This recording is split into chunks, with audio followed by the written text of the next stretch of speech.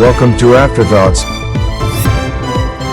with award-winning journalist Charles W. Kim, helping to make sense of the headlines with commentary on the news.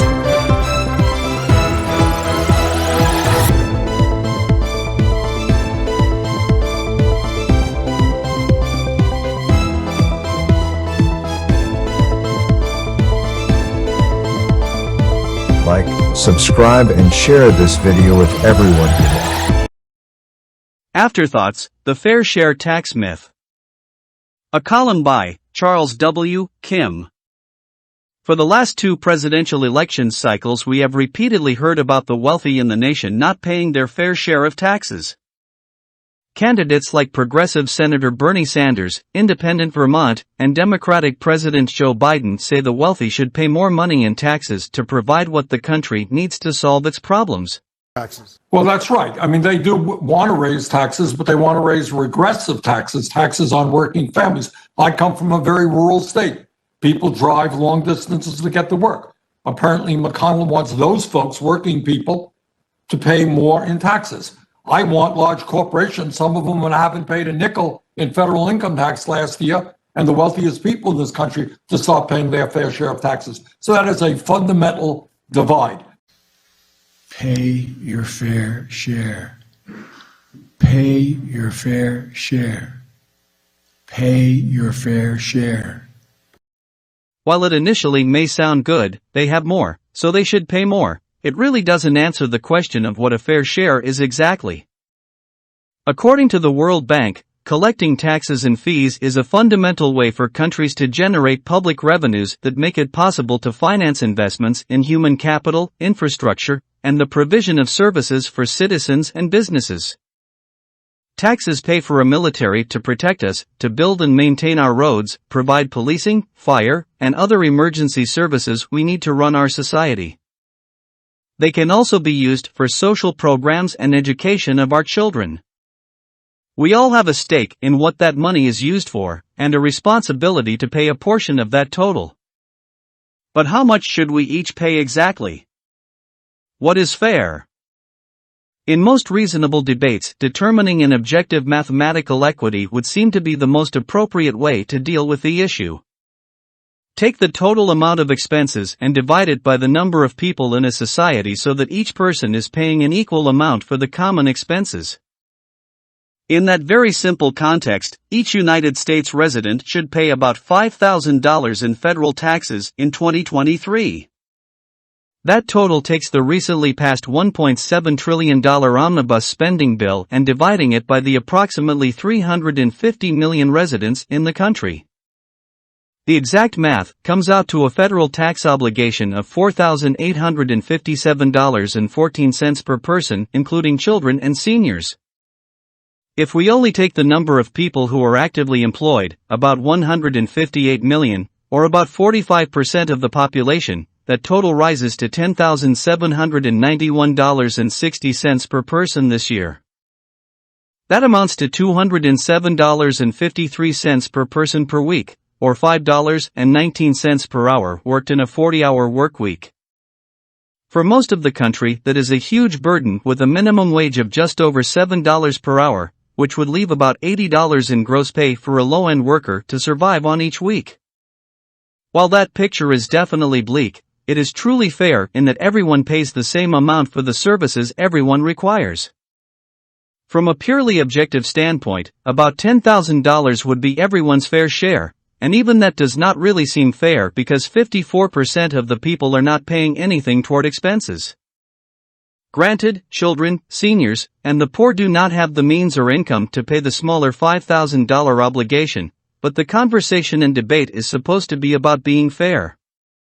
But that is not the way we have decided to do things in this country anyway.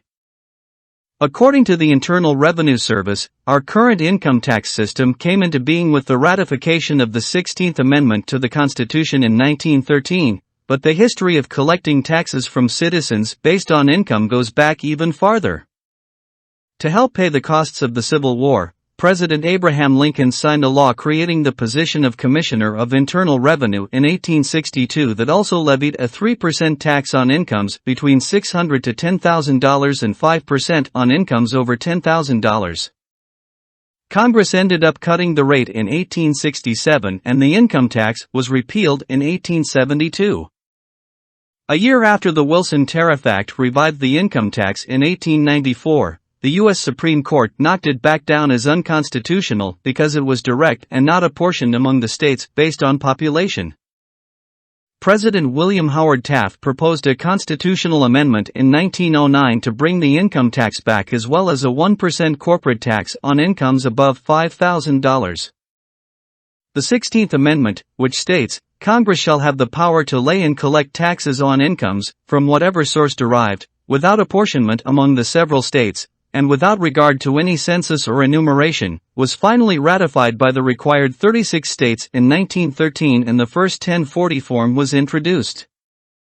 From that simply worded amendment, the tax code of the country has exploded to become thousands and thousands of pages in volumes and volumes of books, all of it seeking to figure out the fairest deductions, exemptions, and loopholes citizens and businesses could use to determine how much they really owed the government.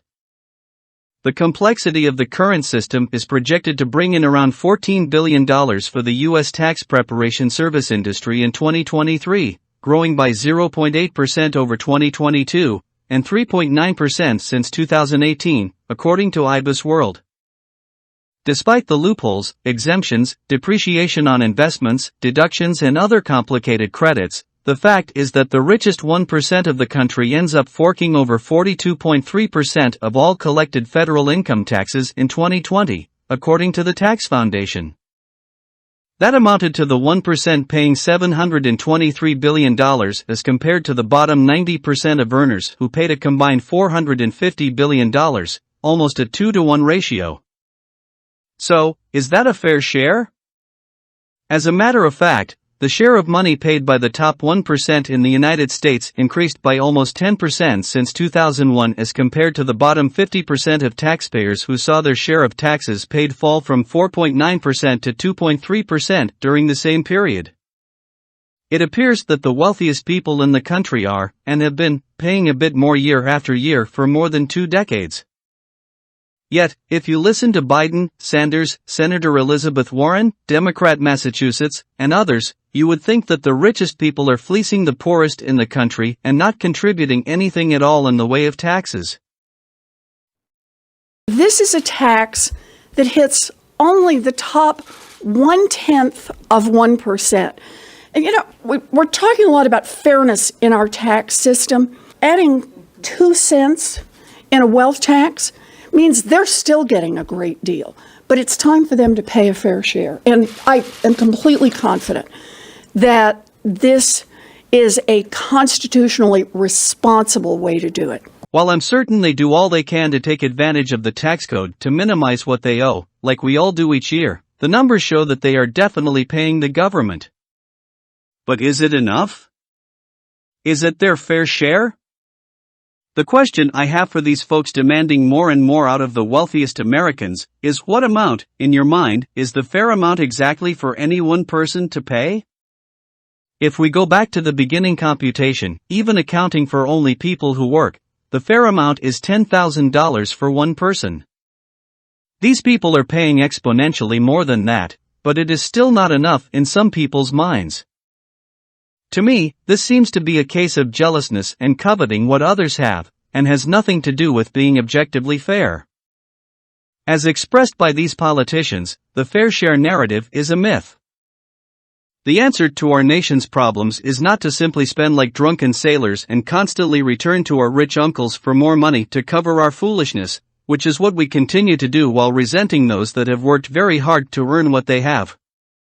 The answer is to go back to the basics of what our Constitution provides. Provide for the common defense, and enable interstate commerce on the federal level. The Constitution says nothing about sending out billions in aid for other countries to handle their own problems, or give a country like Ukraine more than $100 billion to aid its war effort against the Russian invaders when we have record numbers of homeless and poor in our own backyard to help. The bottom line is the tax system is not fair for anyone and does not really do what it is intended to. Major reforms are needed, and I believe the country must find a new way to raise revenue that is more equal for everyone. National sales tax, anyone?